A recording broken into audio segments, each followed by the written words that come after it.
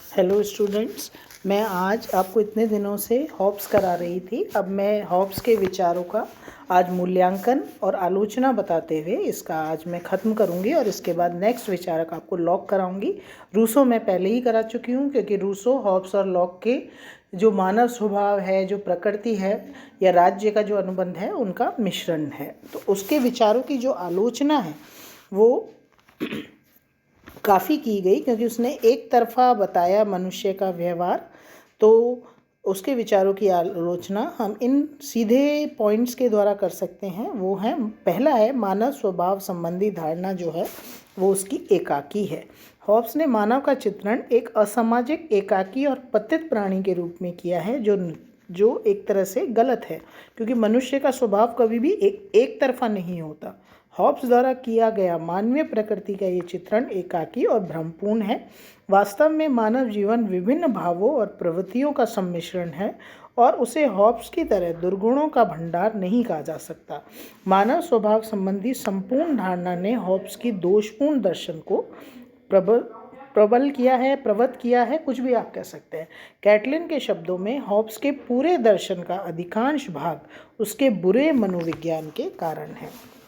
अब जो दूसरी उसकी आलोचना की गई है, उसका जो समझौता है वो अतार्किक है।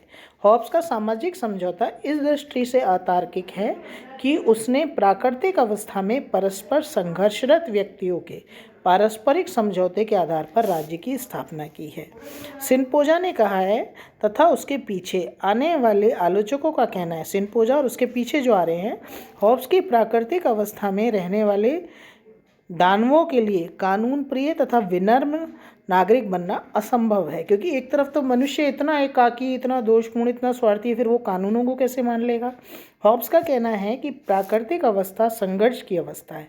उन्होंने कहा है, जैसे वाहन ने बताया है, हॉब्स का कहना है कि प्राकृतिक अवस्था संघर्ष की अवस्था है जिसमें प्रत्येक मनुष्य समस्त के विरुद्ध युद्ध में रत रहता है।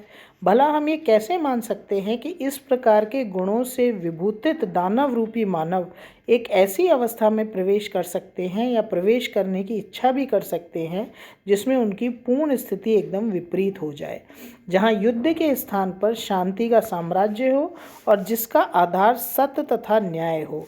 एक हबशी अपना रंग नहीं बदल सकता, इसी प्रकार एक रक्त का प्यासा व्यक्ति, जिसका वर्णन हॉब्स ने अपने ग्रंथ के प्रारंभ में किया है, वह शांति प्रिय श्रमिक कैसे बन जाएगा।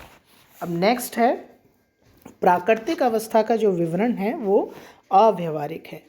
हॉब्स के द्वारा किया गया प्राकृतिक अवस्था का वर्णन भी ऐतिहासिक तथ्य तथा युक्ति के विरुद्ध है। मानव शास्त्र और इतिहास हमें बताते हैं कि मनुष्य सबका सबके युद्ध की अवस्था में कभी नहीं रहा। यदि रहे होते तो जैसा कि लॉक ने लिखा है, मानव जाति ही नष्ट हो जाती। प्राचीन समाज की इकाई व्यक्ति नहीं वरन कुटुंब या कुल था और व्यक्ति रूढ़ियों तथा रीति रिवाजों के बंधनों से जकड़ा हुआ था। हॉब्स का प्राकृतिक अवस्था का चित्रण नितांत काल्पनिक है। अब नेक्स्ट जो है वो है, समझौते की शर्तें जो हैं वो अबुद्धिसंगत हैं। हॉब्स के समझौते की जो शर्तें हैं वो बुद्धिसंगत नहीं है।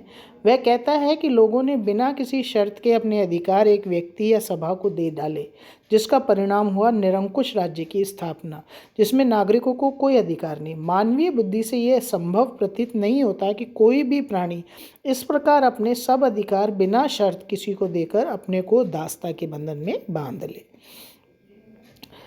लॉक के ये शब्द इसकी ये बात पर लॉक के शब्द याद आते हैं। क्या प्राकृतिक अवस्था में रहने वाले व्यक्ति इतने मूर्ख थे कि वे लोमड़ियों तथा जंगली बिल्लियों की शरारतों से तो बचने की फिक्र करते थे, लेकिन उस अवस्था में संतुष्ट थे और अपने आप को सुरक्षित अनुभव करते थे जब शेर उनको निगले जा रहा था। नेक्स्ट है, राज्य संबंधी धारणा में रचनात्मकता का अभाव।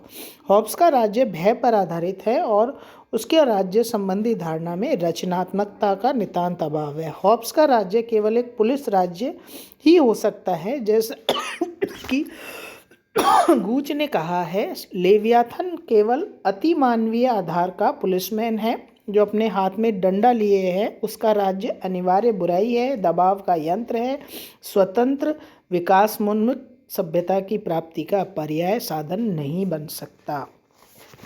फिर है विधि संबंधी जो उसकी धारणा है वो संकीर्ण है। हॉब्स की विधि संबंधी मत अत्यंत संकीर्ण है, क्योंकि हॉब्स अपने संप्रभु शासन को ही विधि का एकमात्र स्रोत और उसका अंतिम व्याख्याता मानता है। लास्ट इसकी जो आलोचना है वो इस प्रकार है, राज्य तथा सरकार में अंतर नहीं। हॉब्स के सिद्धांत की एक विशेष त्रुटि यह है कि उसने केवल राज्य के विरुद्ध ही नहीं बल्कि सरकार के विरुद्ध भी प्रजा को विद्रोह अमान्य ठहराया है। विलोबी के अनुसार राज्य और सरकार में अंतर न मानना हॉब्स के सबसे बड़ी भूल है। धन्यवाद।